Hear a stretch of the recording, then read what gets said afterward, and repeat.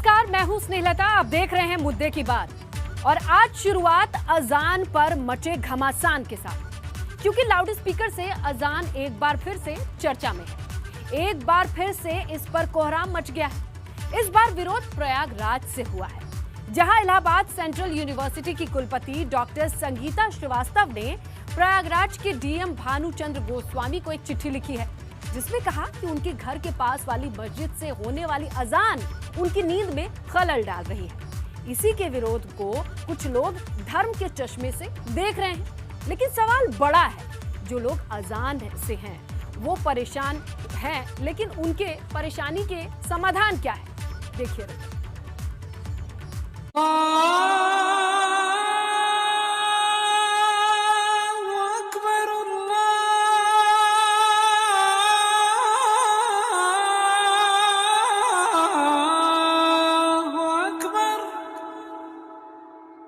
बंद करो ये लाउड स्पीकर से अजान, मेरे कानों में चुभती है, हर रोज सुबह मेरी नींद तोड़ा करती है।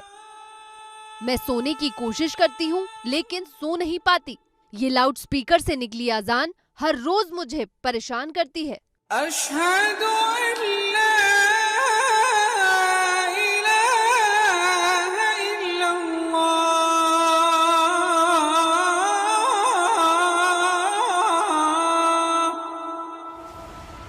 लाउड स्पीकर से अजान एक बार फिर से चर्चा में है और एक बार फिर से इस पर कोहराम मच गया है।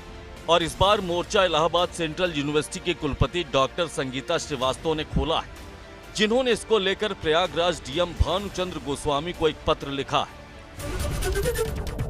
जिसपे संगीता श्रीवास्तव ने कहा है कि अल सुबह मस्जिद के लाउड स्पीकर से गूंजने वाली अजान की आवाज हर रोज उन्हें परेशान करती है। इसकी वजह से उनकी नींद में खलल पड़ती है। उनकी नींद इस तरह बाधित हो जाती है कि वो तमाम कोशिश के बाद भी सो नहीं पाती। इस वजह से उन्हें दिन भर सिरदर्द बना रहता है और कामकाज भी प्रभावित होता है। ये पत्र कुलपति संगीता श्रीवास्तव ने 3 मार्च को लिखा था, लेकिन सार्वजनिक होने के बाद से अब इसको लेकर हंगामा मचा है। इस लेटर में संगीता श्रीवास्तव ने सांसद अफजाल अंसारी केस में इलाहाबाद हाई कोर्ट के आदेश का भी हवाला दिया है। आपको बता दें कि संगीता श्रीवास्तव गुजरात हाई कोर्ट के चीफ जस्टिस विक्रम नाथ की पत्नी है और 15 मार्च से इलाहाबाद सेंट्रल यूनिवर्सिटी से अवकाश पर है। प्रोफेसर संगीता श्रीवास्तव प्रयागराज शहर के पॉश इलाके सिविल लाइंस के क्लाइव रोड के इसी बंगले में रहती हैं और उनके घर से तकरीबन 150 से 200 मीटर दूरी पर, जो आप सामने की तरफ देख रहे हैं, एक सड़क जा रही है, उसी क्रॉसिंग पर एक मस्जिद है। और सुबह के वक्त, जिसे फजर की अजान कहा जाता है, जब अजान लाउड स्पीकर से दी जाती है तो तेज शोर होता है और शोर इतना ज़्यादा होता है कि जैसा मैडम प्रोफेसर संगीता श्रीवास्तव का आरोप है कि अजान की आवाज़ यहाँ तक आती है और इससे उनकी नींद में खलल पड़ता है। लेकिन लाउड स्पीकर से निकलने वाली अजान को लेकर यह विवाद कोई पहली बार खड़ा नहीं हुआ। इसके पहले सोनू निगम भी लाउड स्पीकर से अजान पर अपना विरोध जता चुके हैं। उस वक्त इस पर खूब हंगामा मचा था और मामला हाई कोर्ट पहुंचा था। तब सांसद अफजाल अंसारी की तरफ से दाखिल केस पर हाई कोर्ट ने अपना फैसला सुनाया था, जिसमें हाई कोर्ट ने कहा था कि जब लाउड स्पीकर नहीं था तब भी अजान होती थी। बिना लाउड स्पीकर के भी लोग मस्जिद में अजान पढ़ सकते हैं। दूसरे को जबरन अजान सुनाने का हक किसी को नहीं है। अनुच्छेद 21 सभी को स्वस्थ जीवन जीने का अधिकार देता है। और बड़ी बात यह है कि लाउड स्पीकर से अजान रोकना अनुच्छेद 25 का उल्लंघन नहीं है। हाईकोर्ट के इस आदेश के बाद कुछ वक्त तक धार्मिक स्थलों से लाउड स्पीकर हटाए भी गए, लेकिन बाद में आदेश की अनदेखी होती रही। अब वाइस चांसलर संगीता श्रीवास्तव ने हाईकोर्ट के इसी आदेश का जिक्र अपनी चिट्ठी में किया और अब इसका असर नजर भी आ रहा है। मस्जिद पर लगे लाउड स्पीकर का मुंह वीसी के बंगले की तरफ से हटाकर दूसरी ओर कर दिया गया और आवाज के वॉल्यूम को भी कम कर दिया गया है। जब से उन्हें मीडिया के जरिए ये जानकारी मिली है कि यूनिवर्सिटी की vice chancellor professor Sangeeta Srivastava ने इसे लेकर शिकायत की है। शिकायत इस बात की है कि यहाँ सुबह के वक्त लाउड स्पीकर से जब अजान दी जाती है तो उनकी नींद में खलल पड़ता है, उन्हें डिस्टर्बेंस होता है। तो मस्जिद से जुड़े हुए लोगों ने खुद पहल की है। आप देख सकते हैं कि ऊपर जो लाउड स्पीकर लगा हुआ है उसका मुँह उनके घर की तरफ से हटाकर मेन रोड की तरफ कर दिया गया है ताकि उनको डिस्टर्बेंस ना हो। इसके साथ साथ मस्जिद से जुड़े हुए जो लोग हैं उन्होंने ये फैसला भी किया है कि सुबह की जो अजान होगी उसमें लाउड स्पीकर का जो वॉल्यूम है बिल्कुल कम कर दिया जाएगा, पहले से आधा कम कर दिया जाएगा। वहीं मस्जिद कमेटी से जुड़े लोगों का कहना है कि ये पहल उन्होंने सामाजिक सद्भाव बनाए रखने और गंगा जमुनी तहजीब की मिसाल पेश करने के लिए की है। जी, मुझे इसके बारे में जानकारी पेपर के थ्रू पता चली। उसके बाद इंस्पेक्टर साहब आए थे तो उन्होंने कहा कि सर आप इसका एक काम करिए कि इसका मुंह चेंज कर दीजिए, इस तरफ कर दीजिए, और जो भी इसमें वॉल्यूम है वॉल्यूम आप 50% से इंक्लाइन कर दीजिए। तो हम लोग ने ये फैसला लिया कि ठीक है, अगर इससे किसी को कोई तरह की तकलीफ हो रही है तो इसका मुंह हम लोग ने चेंज किया और 50% से इसका वॉल्यूम डाउन कर दिया। ना कि सिर्फ जोहर मॉर्निंग के अजान के वक्त, बाकी पाँचों वक्त में आपका आवाज़ इसका हम लोग ने 50% से डाउन कर दिया। इससे किसी को किसी तरह की तकलीफ हम लोग की कोशिश ये है कि नहीं होनी चाहिए। लेकिन प्रशासन पूरी तरह से अलर्ट है, क्योंकि हाई कोर्ट और सुप्रीम कोर्ट के आदेशों के मुताबिक रात 10 बजे से सुबह 6 बजे तक कोई लाउड स्पीकर का प्रयोग नहीं कर सकता।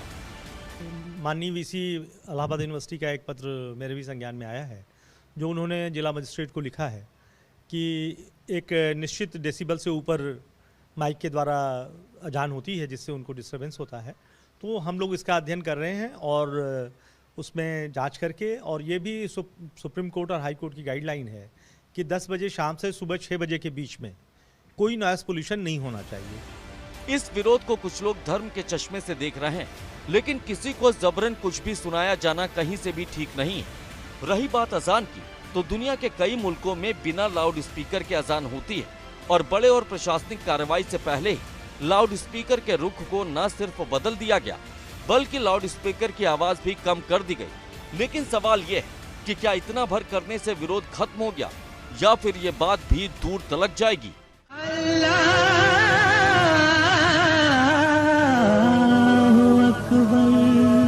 प्रयागराज से मोहम्मद मोइन के साथ ब्यूरो रिपोर्ट, एबीपी गंगा।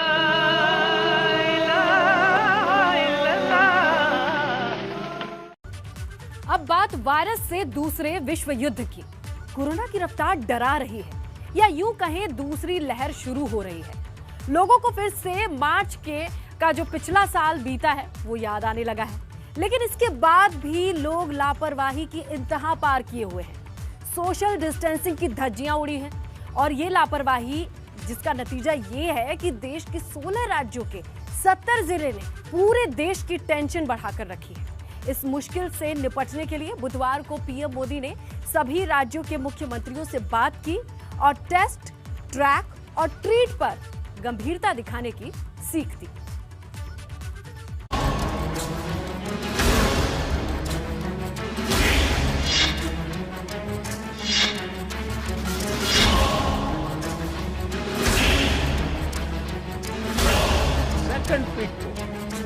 तुरंत रोकना ही। कातिल कोरोना का कहर, शुरू हो चुकी है दूसरी लहर।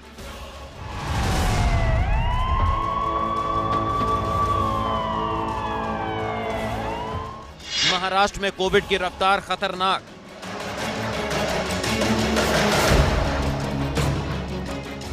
सोलह राज्य के 70 जिले दे रहे हैं सबसे ज्यादा टेंशन।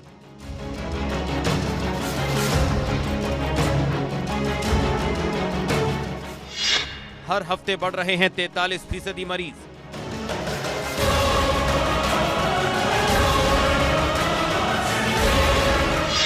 वैक्सीन की बर्बादी, भारी पड़ेगी ये लापरवाही। कोरोना पर आखिरी चेतावनी, लॉकडाउन रिटर्न। कोरोना की दूसरी लहर ने देश को फिर से मुश्किल में डाल दिया है। महाराष्ट्र में कोविड की रफ्तार डराने लगी है। हर हफ्ते 43% नए केस बढ़ रहे हैं। 37% मौतों में बढ़ोतरी हुई है। देश के 16 राज्यों के 70 जिलों ने पूरे देश की टेंशन बढ़ा दी है। जहां पिछले 15 दिनों में 150% मामले बढ़े हैं। महाराष्ट्र, मध्य प्रदेश, गुजरात, पंजाब और तमिलनाडु फिर से लॉकडाउन की तरफ लौट आए हैं। यूपी के गाजियाबाद में 10 मई तक धारा 144 लगा दी है। लोगों को फिर से मार्च का पिछले साल वाला महीना याद आने लगा है, लेकिन इसके बाद भी लोग लापरवाही की इंतहा पार किए हुए हैं। सोशल डिस्टेंसिंग की धज्जियां उड़ रही हैं। मास्क लगाना लोग अपनी शान के खिलाफ समझ रहे हैं।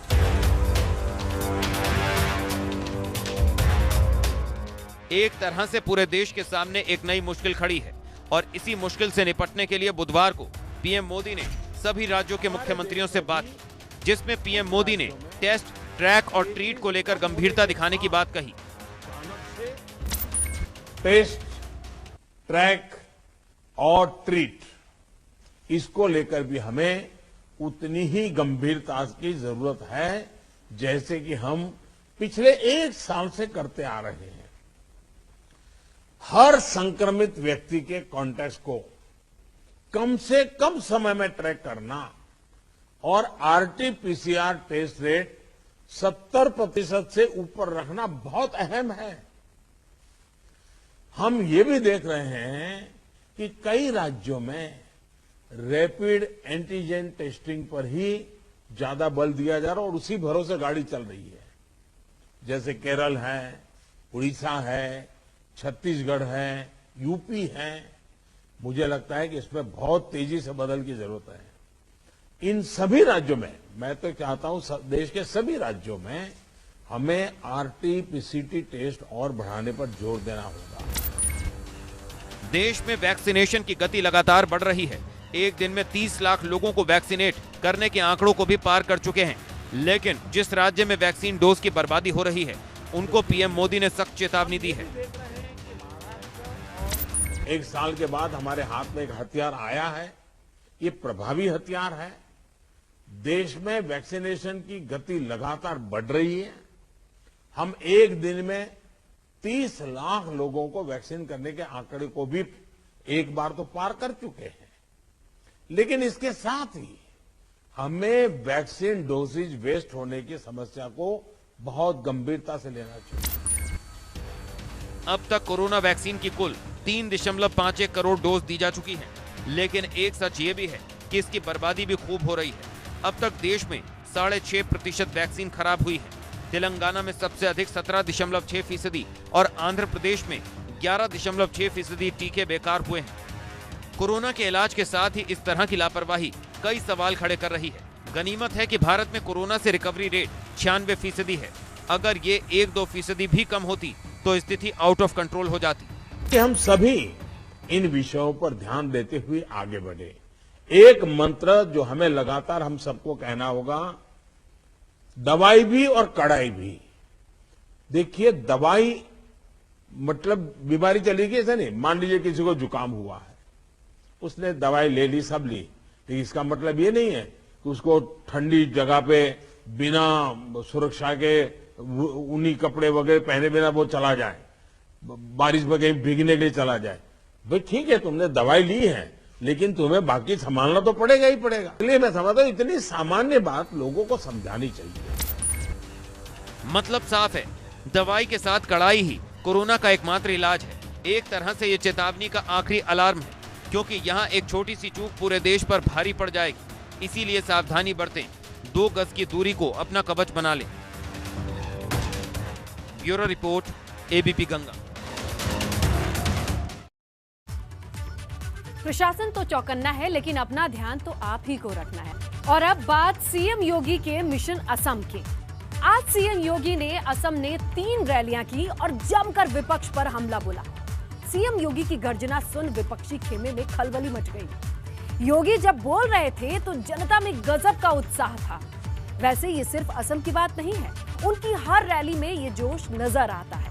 असल में योगी भाजपा के लिए दूसरे राज्यों में जीत की गारंटी बन गए हैं और यही वजह है कि किसी भी राज्य में चुनाव हो, योगी की डिमांड सबसे ज्यादा होती है। सबका साथ, सबका विकास, सबका विश्वास के भाव के साथ सरकार कार्य कर रही है। बोलो भारत माता की। ऐसे विरोध न हो, दुई हाथ दानी योगी आदित्यनाथ की, भारत माता की। सीएम योगी की हुंकार। कांग्रेस शंकर देव को कभी बर्दाश्त नहीं कर पाई। विपक्षी खेमे में मचा हाहाकार। चुनाव असम का है, लेकिन चर्चा उत्तर प्रदेश के मुख्यमंत्री योगी आदित्यनाथ की हो रही है। योगी आदित्यनाथ की, योगी आदित्यनाथ की। पश्चिम बंगाल में रैली करने के बाद बुधवार को सीएम योगी असम पहुंचे, जहां उनका पारंपरिक तरीके से बड़ी ही गर्मजोशी के साथ स्वागत हुआ। रैली से पहले सीएम योगी कामाख्या मंदिर के दर्शन करने भी पहुंचे थे, जिसके बाद सीएम योगी ने असम के होजाई, कलाई गांव और रंगिया विधानसभा में एक के बाद एक 3 रैलियां की। होजाई में सीएम योगी की गर्जना सुन विपक्षी खेमे में खलबली मच गई, जहां सीएम योगी ने कांग्रेस पर सीधा हमला बोला। घुसपैठ का मुद्दा उठाते हुए कांग्रेस को कटघरे में खड़ा कर दिया। सीएम योगी ने कहा कि जिस तरीके से कांग्रेस ने कश्मीर को आतंकवाद के हवाले किया, उसी तरीके से असम को घुसपैठ के लिए छोड़ दिया। कांग्रेस की अगर कूटनीति चलती और कांग्रेस का षड्यंत्र सफल होता तो यह धरती भी उसी प्रकार से भारत के लिए खतरा पैदा कर देती, जैसे घुसपैठियों ने बहुत सारे क्षेत्रों में कांग्रेस की तुष्टीकरण के नाते आज राष्ट्रीय सुरक्षा के लिए खतरा पैदा कर दिया था। लेकिन मैं उस महापुरुष को आदर करता हूं, सम्मान करता हूं, जिन्होंने राष्ट्रवाद की अलग जगा करके उस कालखंड में इस धरती को सुरक्षित रखने में अपना योगदान दिया था।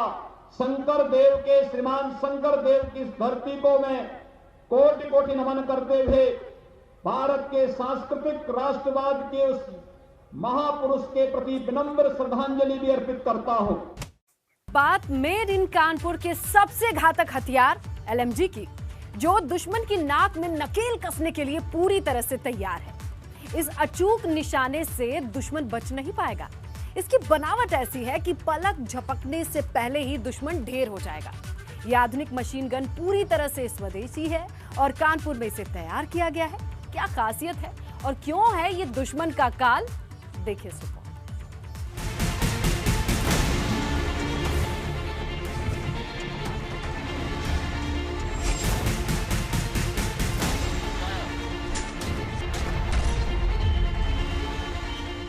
ये दुश्मन का काल है। स्पीड इसकी बेमिसाल है। 1 मिनट में 600 का स्ट्राइक रेट है।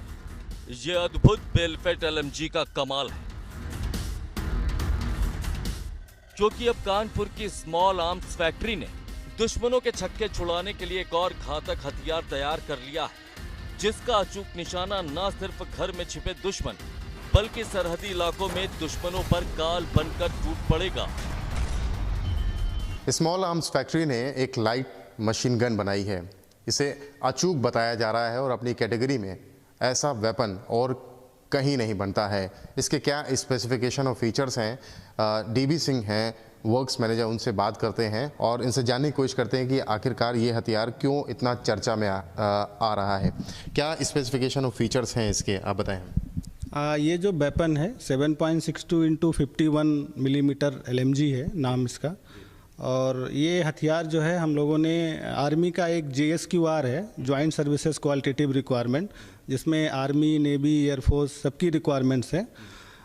उस रिक्वायरमेंट को ध्यान में रखते हुए ये वेपन हमने डिज़ाइन एंड डेवलप किया है ARD के साथ मिल करके, ARD पुणे के साथ मिल के। इस वेपन का जो आर्मी का JSQR है उसको हम कम्प्लीटली मीट कर रहे हैं in terms of physical parameter, in terms of operational parameters. जो ये वेपन है 7.62 × 51, जैसा मैं पहले बताया हूँ, 51 कैलिबर है, बेल्टेड एम्यूनिशन लगता है। जैसे ये कुछ नया दिख रहा है बेल्टेड, ये क्या है और ये कुछ नया है? अभी तक जो हम LMGs देते हैं वो मैगजीन फेड होती हैं, जिसमें एक मैगजीन लगती है नीचे। मैगजीन में एक गोली भरी जाती है।